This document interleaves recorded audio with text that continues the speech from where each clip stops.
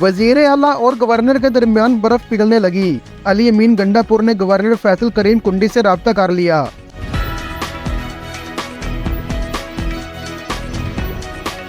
वजीर आला खैबर पख्तूनख्वा अली अमीन गंडापुर ने गवर्नर फैसल करीम कुंडी से पहला बाज़ाब्ता राब्ता किया है।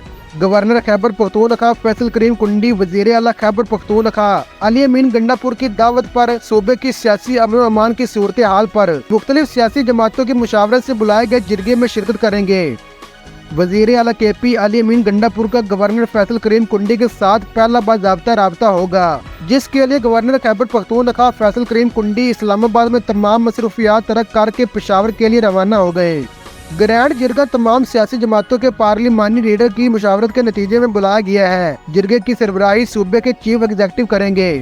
सूबाई जिरगे की तजवीज़ पर वजीर आला अली अमीन गंडापुर ने रात गए वजीर दाखिला मोहसिन नकवी और गवर्नर खैबर पख्तूनख्वा से राब्ता भी किया। वजीर दाखिला मोहसिन नकवी भी ग्रैंड जिरगे में वफाकी हुकूमत के नुमाइंदे की हैसियत से शरीक होंगे। याद रहे कि फैसल करीम कुंडी ने मई 2024 में गवर्नर खैबर पख्तूनख्वा के ओहदे का हलफ उठाया था। वजीर आला KP अली अमीन गंडापुर ने इनके तकरीबी हलफ बर्दारी में भी शिरकत नहीं की थी और दोनों सूबाई ओहदेदारान एक दूसरे के खिलाफ कई बयानात भी दे चुके हैं।